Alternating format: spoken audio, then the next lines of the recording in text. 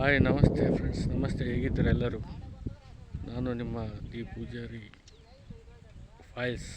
ಈ ಒಂದು ವಿಶೇಷ ವಿಡಿಯೋ ಮಾಡೋದು ಕಾರಣ, ಇವತ್ತು ನಮ್ಮ ಹೊಲದಲ್ಲಿ ಒಂದು ರಾಶಿ ನಡೆದಿದೆ, ಜೋಳದ ರಾಶಿ. ಈ ಒಂದು ಭೂಮಿ ತಾಯಿ ಇವು ಕೊಟ್ಟ ಒಂದು ಬೆಳೆಗೆ ಹೃತ್ಪೂರ್ವಕವಾಗಿ ಧನ್ಯವಾದಗಳು ತಿಳಿಸುತ್ತಾ ಈ ಒಂದು ರಾಶಿ ಅಂತರಗಳಿಗೆ ಪೂಜೆ ಮಾಡುತ್ತಾ ಈ ಒಂದು ರಾಶಿ ಪದ್ಧತಿ ಪೂಜೆ ಇದು. ಇವತ್ತು ಭೂತಾಯಿ ಒಳದಲ್ಲಿ ಬೆಳೆದಂಥ ಬೆಳೆಗೆ ಒಂದು ಧನ್ಯವಾದ ತಿಳಿಸೋ ಒಂದು ಸಮಯ.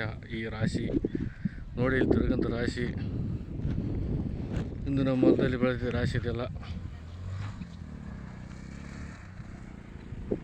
ತುಂಬ ರಾಶಿಯಿಂದ ಜೋಳದ ರಾಶಿದು. ಈ ರಾಶಿಗೆ ಮನೆಯವರಿಂದ ಒಂದು ಪೂಜೆ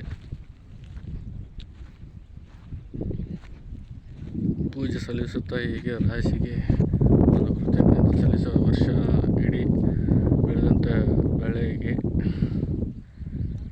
ತೆನೆಗೆ ಪೂಜೆ. ನೋಡ್ತಿರುವಂಥ ಈ ಒಂದು ರಾಶಿ ಪೂಜೆ ಅಂತಾರೆ ಇದಕ್ಕೆ.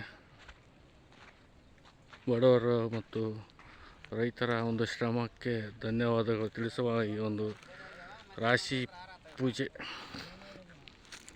ನೋಡ್ತಕ್ಕಂಥ ರಾಶಿ ಪೂಜೆ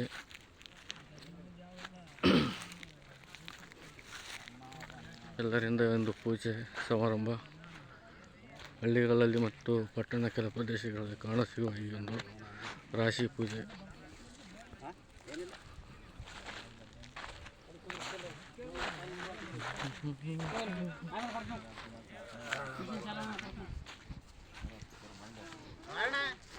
ನೋಡಮ್ಮ ಪುನೀತ್, ನಾವು ಬೇಸ್ ನೋಡಿ ಹೆಂಗಿದೆ ನೋಡಮ್ಮ.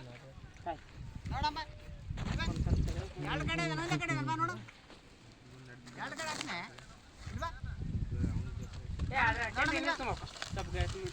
ಇಲ್ಲ ತಡೆ ಕಾಯಕೋನು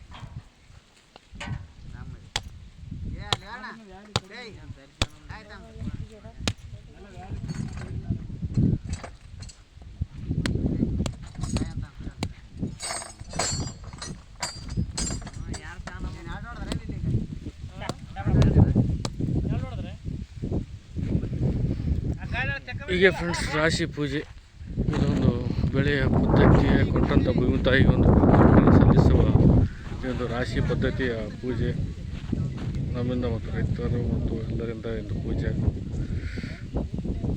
ಈ ಒಂದು ಜೋಳದ ತೆನೆ ರಾಶಿಗೆ ವಿಶೇಷವಾಗಿ ಪೂಜೆ ಮತ್ತು ಸೀರೆ ಕಾಯಿ ನೈವೇದ್ಯಗಳನ್ನು ಸಮರ್ಪಿಸಿದ ದೇವಿಗೆ ಬೆಳೆ ತಾಯಿಗೆ ಕೃತಜ್ಞತೆ ಸಲ್ಲಿಸುವ ಒಂದು ವಿಧಾನ. ಈ ಒಂದು ಪದ್ಧತಿ ನಿಮಗೆ ತೋರಿಸ್ಬೇಕಂತ ಸಂಪ್ರದಾಯ ಪದ್ಧತಿ, ಅದಕ್ಕೆ ಒಂದು ಚಿಕ್ಕದಾದ ಒಂದು ವಿಡಿಯೋ ಮಾಡಿದೆ. ಈ ಸಂಪ್ರದಾಯ ಸಹ ಈಗೂ ಜೀವಂತವಾಗಿದೆ. ಕೃತಜ್ಞತೆ ಸಲ್ಲಿಸುವ ಒಂದು ಭೂಮಿ ತಾಯಿಗೆ ಮತ್ತು ಬೆಳೆದ ಬೆಳಗ್ಗೆ ರಾಶಿಯ ಮೂಲಕ್ಕೆ ಹುಲಿಕೆಯನ್ನು ಎಂಬ ಜಯಂಕರದಲ್ಲಿ ಈ ಒಂದು ರಾಶಿ ಪದ್ಧತಿ, ಈ ಒಂದು ಸಂಪ್ರದಾಯ ಎಲ್ಲ ಹಲವರಿಗೆ ಗೊತ್ತಿರುತ್ತೆ. ಆದರೂ ಸಹ ಈ ಒಂದು ವಿಡಿಯೋ ಮಾಡಿದ್ದೀನಿ. ಸಹಕರಿಸಿ ಸಪೋರ್ಟ್ ಇರಲಿ ನಿಮ್ಮದು. ಹೀಗೆ ಮತ್ತೊಮ್ಮೆ ಸಿಗೋಣ ಮತ್ತೊಂದು ವಿಡಿಯೋದಲ್ಲಿ. ನಮಸ್ಕಾರ.